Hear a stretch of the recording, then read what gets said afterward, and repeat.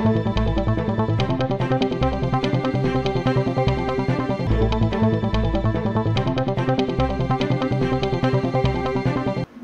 friends, welcome back. Myself Pushpender Singh, and we are going to start with our daily current affairs. So today you have 23rd of July 2021, and you know that these lectures are useful for those who are preparing for the civil services examination, which is conducted by the UPSC as well as other government competitive examinations also, right? And we are specifically referring the two national newspapers, The Hindu and Indian Express. You can also read these two national newspapers, and you can subscribe our channel on the YouTube for these lectures so that you could supplement your preparation with the help of these lectures. Alright, so let's begin with the lecture. So first news is all about the Nauka. So Russia launched a Nauka to the International Space Station.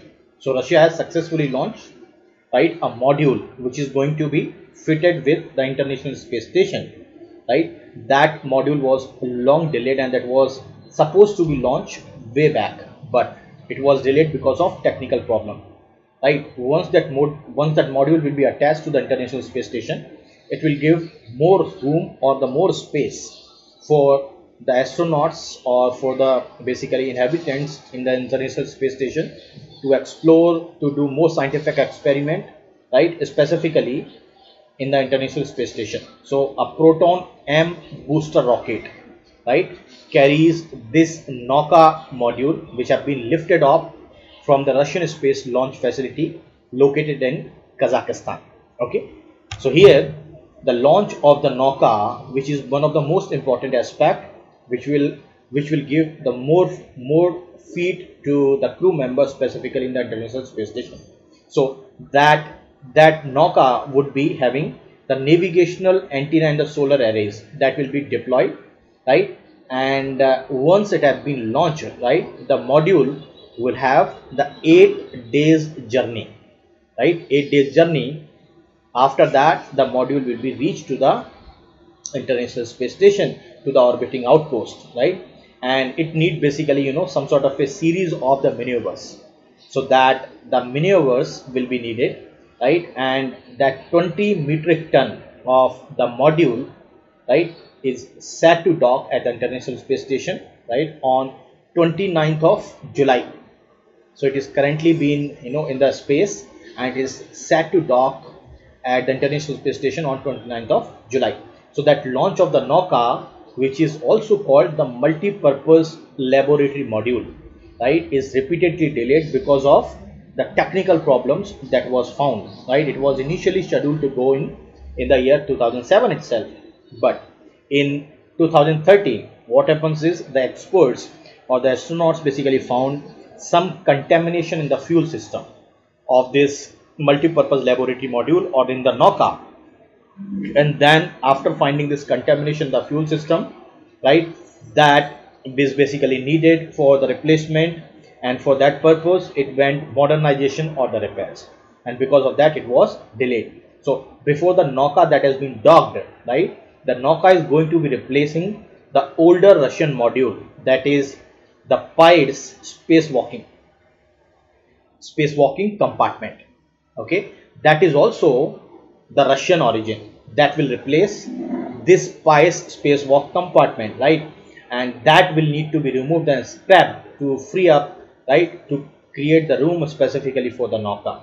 So Russian space controllers plan to perform these maneuvers once after they check and confirm that Nauka systems operate properly and the module is ready for the docking. And the docking process for this Nauka would be done on 29th of July, right. With the help of the this Nauka, the Russian crew members would basically can do some sort of a spacewalk, and already the 2 spacewalks have already been conducted to prepare the docking for this multi-purpose laboratory module at the International Space Station, right. All right, next, the Perseverance rover, right. As you know that the Perseverance rover is basically on the Mars, on the surface of the Mars. Now the Perseverance rover is set to acquire the first sample on the surface of Mars, all right. So here the NASA is making the final preparations for the Perseverance rover to collect the surface or to collect the samples of the Martian rock or the surface of the Martian rock, right. here that will, possible to return those rock fragments or samples back to the earth, right? So definitely the six wheel, the Perseverance rover is searching for the scientifically interesting target. It is a part of the Z0 crater, right? So this Perseverance rover itself is searching, right, the area of the Z0 crater, which is also called the crater floor rough, right? And the Perseverance rover would be checking, all such, the important information, as well as collecting the samples from this Z0 crater. So Perseverance rover would require around 11 days to complete the first sampling target on this, on this basically Z0 crater. So that Perseverance rover that we are talking was landed in the Z0 crater, as you know, that on 18th of February 2021, and NASA kicked off this rover mission, right, on the 1st June 2021, which is started exploring, around 4 square kilometer of the area which is basically in and around your Z0 crater. So when, the first time the Neil Armstrong, who was basically the astronaut who basically, took the samples, or took the first samples from the space or from the moon, right, thereafter, right, the Perseverance rover would be the second one to take that samples back to the earth. So Armstrong basically took around 3 minutes 35 seconds to collect the first moon sample, and here the Perseverance rover will take around 11 days to complete the first sampling, as the Perseverance rover would receive some sort of instructions from, from the basically NASA, that is, hundreds of the millions of the miles away from the space, and that is the most complex way of, the connecting with the Perseverance rover. So here the sampling sequence, that is basically begins with the rover, which is placing everything necessary for the sample collection. That is basically, will have 7-foot long robotic arm, and here, the other important instruments basically which will provide the mineral and chemical analysis for the target, specifically for this Perseverance rover. So Perseverance, SuperCam, and the MassCam jet instruments would be, located on the rover's mast, that will participate also. So there's SuperCam that we are talking, right? The SuperCam, fires its laser at the branded surface and spectroscopically, measuring the resulting plume and collect other data, right? And the MassCam Z will capture the high resolution imagery for that purpose. Okay, the Perseverance mission was the first step for the NASA's Mars sample return campaign, and definitely the Mars 2020 Perseverance mission is a part of the NASA's move to the Mars exploration approach. So which include some sort of Artemis missions to the moon that will have to prepare the humans exploration, specifically of the red planet. Okay, next, the COVID vaccine production. So here the World Trade Organization Director General Nzoko Okonjo-Iweala, right, she has recently informed that the 5 member states of the WTO, that include the 5 countries, that include, the India, Germany, US, France, and China. These 5 countries will account around 3/4 or 75% of the global output of the COVID-19 vaccines this year. So the Director General of the WTO basically emphasized on the source of this COVID-19 vaccine, specifically from these 5 countries. So production remains highly centralized, right, in those countries, right? And WTO Director General was addressing the high level dialogue that is related to the expanding the COVID-19 vaccine manufacture to promote the equitable access around the world. And here the most important aspect is that almost 75% of the vaccines, right, is set to come from the 5 WTO member countries, that is India, Germany, US, France, and China. And the Director General Okonjo-Iweala also said that the discriminatory access to the vaccines is the root cause of the unequal recovery in the global economy. For example, the Okonjo-Iweala also said that the developed world is basically recovering very fast because of the access to the vaccines, but the developing world as well as the poor countries, right, they don't have basically the source of the COVID-19 vaccine. So they are taking long time to recover from the COVID-19 pandemic or the second wave of COVID-19 pandemic. So Okenzo Revelia has emphasized on this discriminatory access or the inequity, specifically in the distribution of the COVID-19 vaccines around the world. So all the countries should come forward to remove that type of inequity in the system. Okay. Next, you will have the Nidhi for COVID. So that is the most important aspect. The Nidhi for COVID 2.0 is an initiative that was inducted by the special drive by the National Science and Technology Entrepreneurship Development Board, Department of Science and Technology. The main purpose of the Nidhi for COVID is to provide some sort of a the rapid response to the support startup driven solutions that would be helpful in tackling the current challenges related to the COVID situations in the country. So that is the most important, that the Nidhi for COVID, or it's a support or financial support that will be provided to those startups that has been provided the much needed support, specifically during the second wave of pandemic, right? So that is the most important aspect. And under Nidhi for COVID program, the startups whose technological products are of huge importance, specifically in the war against the COVID-19, would be considered as a seed support. And here the Department of the Science and Technology, right, would support them as the network of the technology business incubators. So here the KIIT Technology Business Incubator, and a Center of Excellence, which is supported by the Department of Science and Technology, have been selected as a implementing agency for Nidhi for COVID 2.0 initiative. So here the KIIT, right, the Technology Business Incubator would work closely with the Department of Science and Technology to promote the startups, right? Specifically, up to 50 lakhs funding assistance will be provided to the startups, specifically for the purpose of supporting those startups which have contributed a lot, specifically during the second wave of pandemic. So looking at the current scenario, as you know, that the startups have the potential to play a very, very crucial role in introducing the new technology, the new products in the market, right?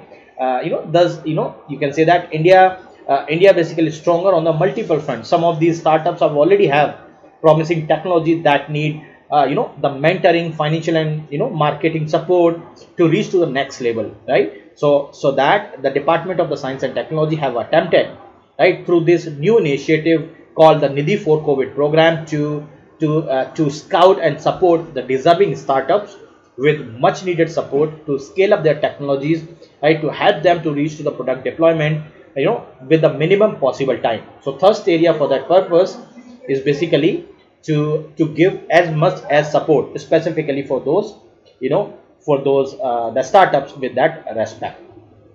Okay, next you will have the space rice. What is that? It is very, very simple. The China has recently harvested the first batch of the space rice from the seeds that went through the 23 days lunar voyage with the China's Chang'e 5 rocket, right? So China has harvested the batch of the space rice. These seeds that have gone to the 23-day journey, specifically with the China's the Chang'e 5 rocket, that have been exposed to the cosmic radiation, okay, as well as the zero gravity. So these seeds would have harvested at the Space Breeding Research Center of the South China Agricultural University. And definitely, what is the need of harvesting this rice specifically in the space?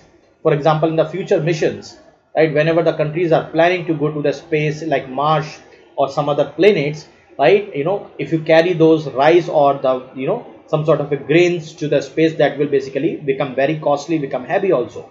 So if you could grow these rice specifically during the voyage, that will be useful for the future expeditions related to that.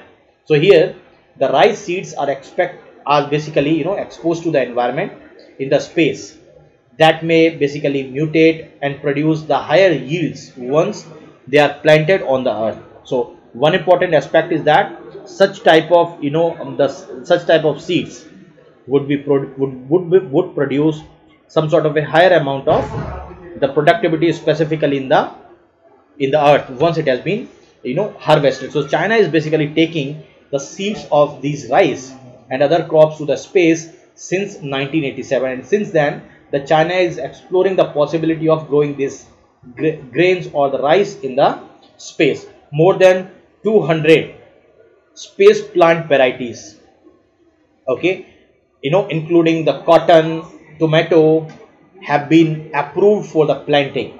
And according to the China State Media report, in 2018, the total plantation area for the space crops approved in China reached to around more than 2.4 million hectare, right? So that is a great contribution from the China specifically in that respect. And what is the significance?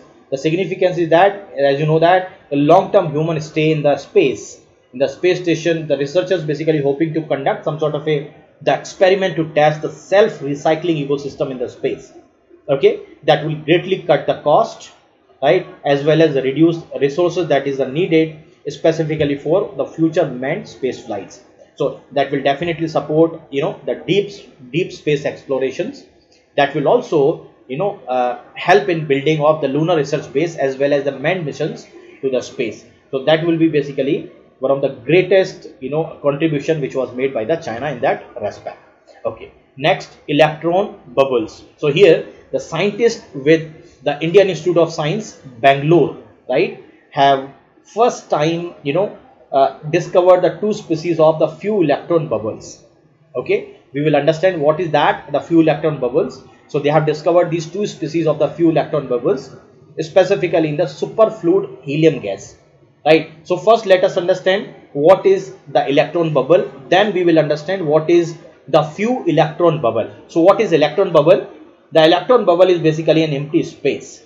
Okay, bubble is just like empty space, right, which have been created around a free electron, right, in a cryogenic gas or the liquid. So when you create this empty space in and around the electron, specifically in the cryogenic medium or cryogenic gas, right, such as you are using basically the neon or the helium, the electron bubble is basically created, and they are typically very small. They are typically very small, that is around 2 nanometers in the diameter, right, at the atmospheric pressure. So once the electron is injected into the superfluid, that we call specifically either the helium gas or the neon gas, which is also the cryogenic gas or any sort of a liquid. What will happen once you inject this electron specifically in the superfluid, that create a single electron bubble, which is a cavity that is free of the helium atoms and contains only electrons. Okay, and the shape of the bubble depends on the energy state of the electrode. For instance, you can say that a bubble is a spherical shape when the electron is in the ground state or the state of the lowest energy. Okay, there is also multiple electron bubbles that could also create, and that could contain thousands of the electrons. So superfluidity, you can say that in that respect you could create the unusual behavior arises from the quantum mechanical effects specifically with that respect. Now let us understand what is the few electron bubbles. The few electron bubbles are basically the nanometer size cavities that is again created in the superfluids like liquid helium, that is contains just handful of the few electrons. Okay, the number, the state, the interaction between the free electrons dictate the physical and the chemical properties of the materials. So that is the most important aspect, that how these free electrons are basically interacting them, how these free electrons are basically in terms of their number, in terms of their state, basically decides the physical and chemical property of the material. So what is the significance of the study? So first of all, these free electron bubbles serve as a useful model to study how the energy states of the electrons as well as their interactions between them is influencing the properties of a particular a material, right? And there are several phenomena that the few electron bubbles can help the scientists to decipher. For example, the turbulent flow, the turbulent flows specifically in superfluid, that is again a research topic, as well as your viscous fluid. Okay, so you can easily quantify these turbulent flows right? That is the flow of the heat specifically in the superfluid medium. Just like how the current flows without the resistance specifically in the superconducting material at the low temperature, the superfluid helium, like you can take that, also conduct the heat efficiency at a very low temperature. So that is, the scientists will be able to understand that the conduct of this heat efficiency at a very low temperature with the help of this few electron bubbles.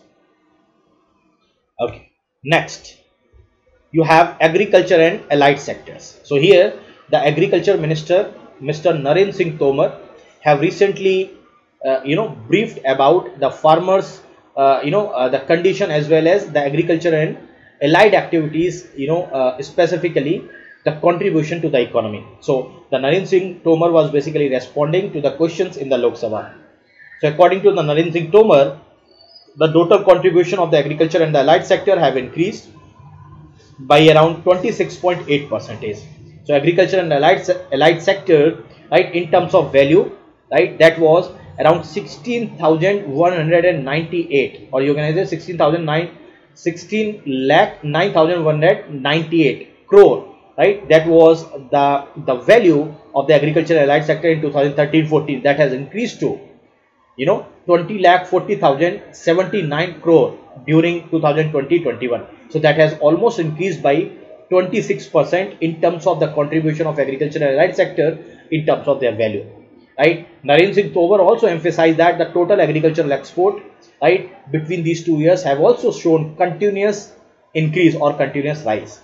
The total the total export value or total value of the exports of the agriculture and allied commodities during that period between 2013-14 and 2020-21 was also increased. For example, 2013-14, the value of the exports was basically 2,62,778 crore rupees, right? That value is increased specifically in 2020-21 to 3,10,338 crore. That is corresponding to the increase of around 18.1 percentage. Okay, and specifically the Narendra Singh Tomar was also emphasized about the 725 the Krishi Vigyan Kendras in the country that will provide the information to the farmers regarding the new technologies specifically in the agricultural sector.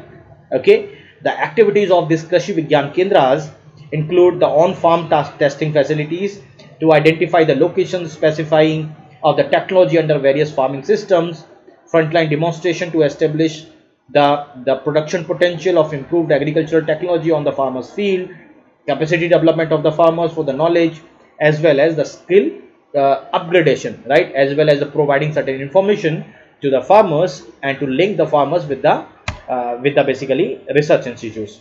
So he is basically the Narendra Singh Tomar, who is also the Minister of Agriculture. Next you have the yellow gold 48. So here the most important news is that the German agrochemicals major, the Bayer, commercially launched the first ever yellow watermelon variety in our country, that is being named as yellow gold 48. So that looks like yellow from the inside. That generally watermelon looks like reddish from inside once you open it, but that yellow gold 48, which is basically launched by the German agrochemicals Bayer, is yellowish in the color. So that is being named as the yellow gold 48. So now let us understand about this yellow watermelon. So yellow watermelon was developed by the Superior Germplan, right, with the help of Superior Germplan, and it has the dark green rind, that is with a slight strip, right, all around, and that will have the yellow orange flesh color when you open it, right, when you cut it and when you open it. The average size of that fruit is around 2.5 to 3 kg, right? And the yellow gold 48 was basically it will enhance the yield potential. It will also respond for the disease, right? It will also respond to the pest tolerance, as well as it will also produce very high returns which can benefit the watermelon growers in our country. So yellow gold 48 variety is the best suited, right, for the cultivation during October to the February, and that harvest can be done from April onward. So it's very important.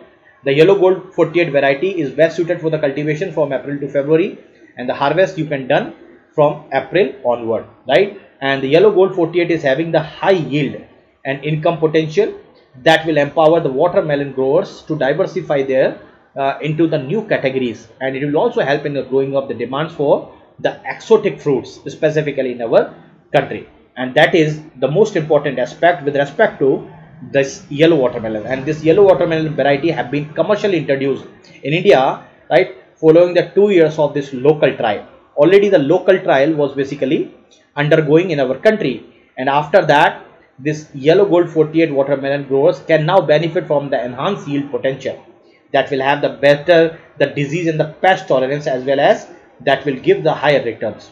And yellow gold 48 variety is the best suited for the cultivation specifically in our country also, right, that will give the high income, the high yield, to diversify their products specifically with that respect. Okay, next, this is yellow watermelon 48. Next you have the Cresselia wolf spider. So here the rare Cresselia wolf spider was basically discovered at the Putenali Lake, which is basically located in the southern Bangalore, in basically in the southern Bangalore. So this is the rare type of spider which is being named as the Cresselia wolf spider. So the Cresselia wolf spider was believed to be extinct for almost 150 years, but until it was discovered at the Wayanad Wildlife Sanctuary, which is located at Kerala. So that Cresselia wolf spider belongs to the family of the jumping spiders or the Celtidae, right, and it has been scientifically named as the Cresselia volpi. Since it is a variety of the spider, so it is known as the Cresselia volpi spider. Okay, now let us understand about this spider. So Cresselia volpi spider is believed to be extinct in 150 years back. This spider, or the male spider that we are talking, that is around 1.44 millimeter long, right, including the stretch of the legs, right, as well as it is around 1.76 millimeter wide. So it is having around 5.44 millimeter long and 1.76 millimeter wide, and they have some sort of a carapace in the reddish orange color, right, with the two iridescent blue strips that is slated in the release, right, and the female basically measures around 2.61 millimeter long. So the male Cresselia volupus, or the male spider, is basically comparatively just double than the female. The female is comparatively shorter, and the female is comparatively having the less width also. The female width is around 0.88 millimeter. So the width is very low, right, and have the grayish carapace with the gray eyebrows, right, with all legs yellow in the color, specifically with that spider. About Putenali Lake, the Putenali Lake is basically small restored freshwater lake which is located in the JP Nagar in the South Bangalore. It's a primary water source, as the surface water is diverted to the lake through the channels. The lake is currently maintained by the Putenali Neighborhood Lake Improvement Trust, which is also known as the PNLIT, that is the Putenali Neighborhood Lake Improvement Trust, and the lake was on the brink of extinction. Now when you see it, right, due to the efforts of this PNLIT or Putenali Neighborhood Lake Improvement Trust, it is now is regained back, and you can see now the bird watchers as well as some of those birds are basically returning, and now it has been completely restored. Let us understand about the Wayanad Wildlife Sanctuary. The Wayanad Wildlife Sanctuary is located in the Wayanad in Kerala. It was established in 1973, and it was now the integral part of the Nilgiri Biosphere Reserve, right. It is also the second largest wildlife sanctuary in Kerala.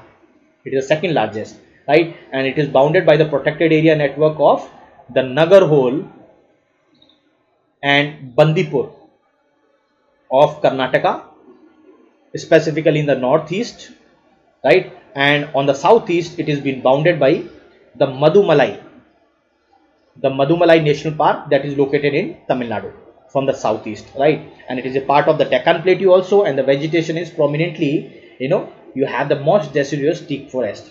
And as you know that the Wayanad Wildlife Sanctuary is located in the Wayanad district, and the Wayanad district has largest population of Adivasi, specifically in the Kerala. The scheduled tribes, basically, the Kurmas, Adiyans, the Paniyas, the Kuruchias, Urlias, the Kutenikans are basically lives specifically in the wildlife in the Wayanad Wildlife Sanctuary, and the sanctuary is also part of your Nilgiris Biosphere Reserve, which is basically the UNESCO's World Heritage Site. So here the spider, which is also known as the unique spider, the Crassula volute spider. Okay, next, the blue whales.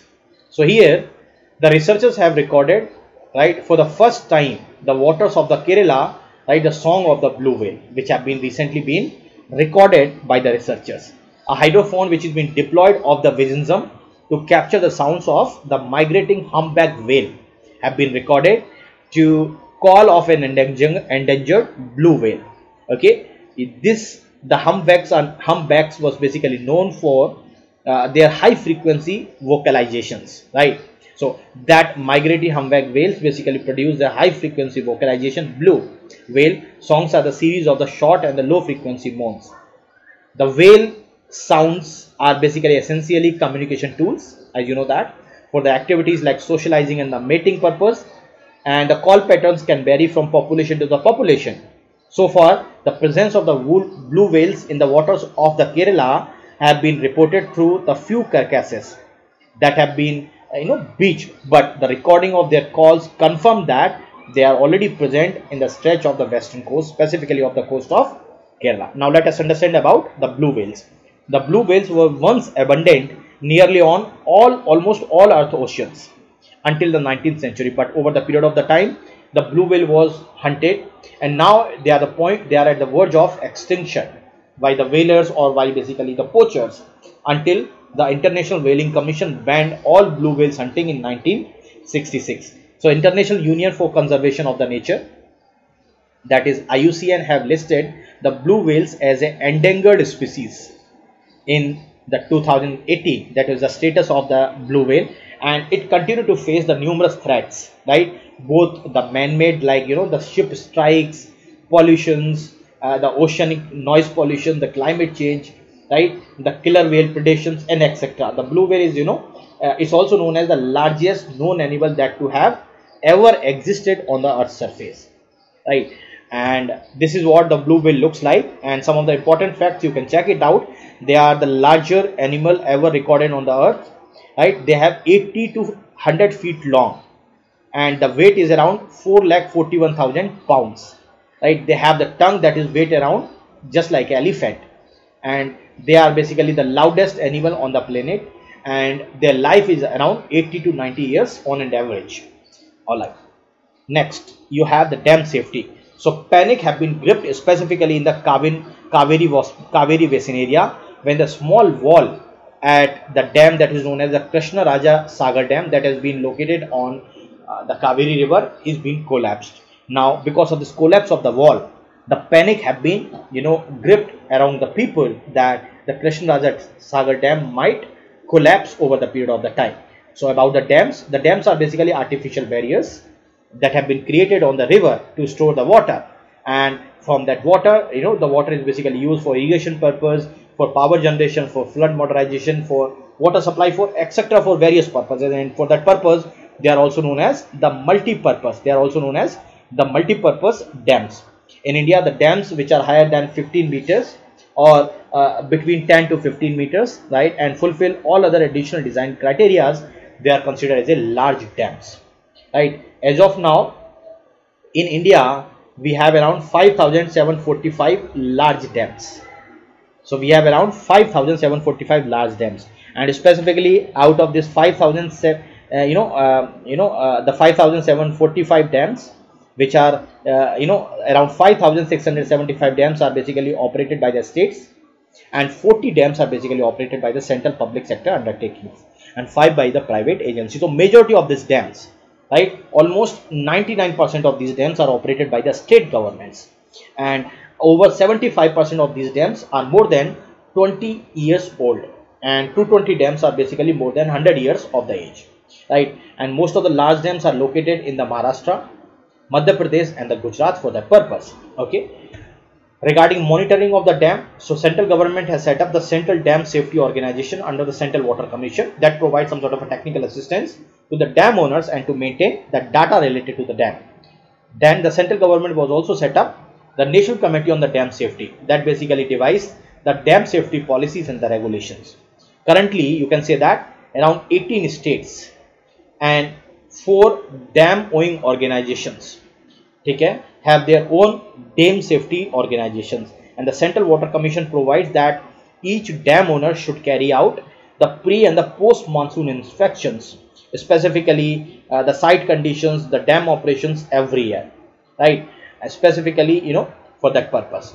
And let us understand about the dam safety bill. The bill basically provides for the surveillance, for inspection, for operation and maintenance of the specified dams across the country. The dams which are above 15 meters or between 100 to 10 to 15 meters, right, and that met certain design and structural criteria are considered as a large dam, right?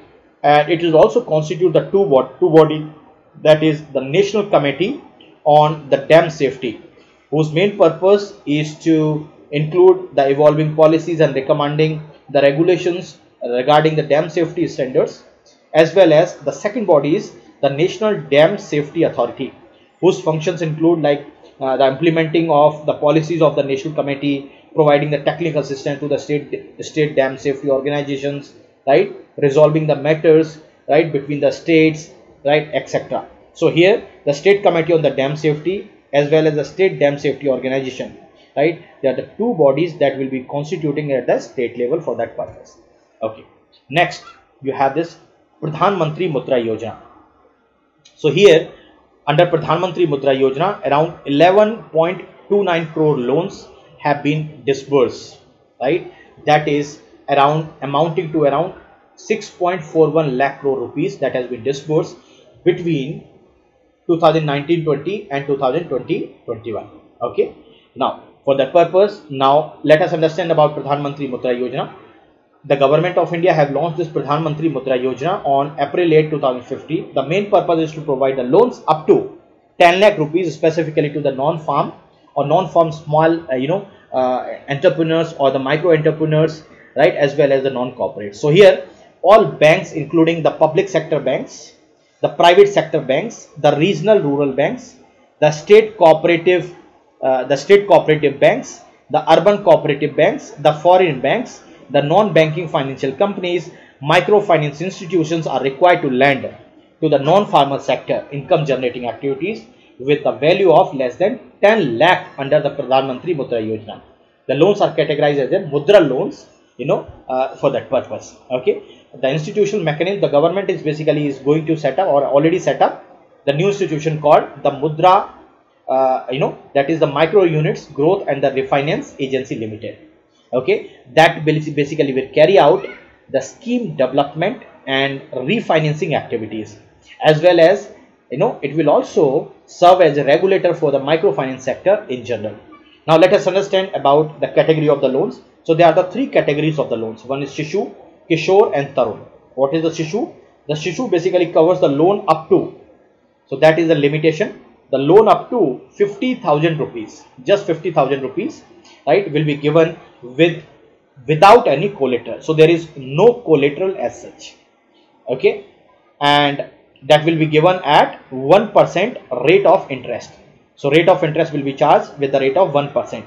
That is repayable over the period of 5 years. That is the Shishu loan. The second is Kishore loan. Kishore loan is basically loan that covers the loan up to 5 lakh. That means the loan from 50,000 above and up to 5 lakh. That is basically covered under the Kishore. And the third is Tarun. Tarun is basically loan that is covered from the 5 lakh to the 10 lakh. So maximum limit under the Mudra Yojana is the 10 lakh loan that is being given for that purpose. Okay. So that's all for today. Thank you very much. We'll meet again tomorrow for our next current affairs. Thank you.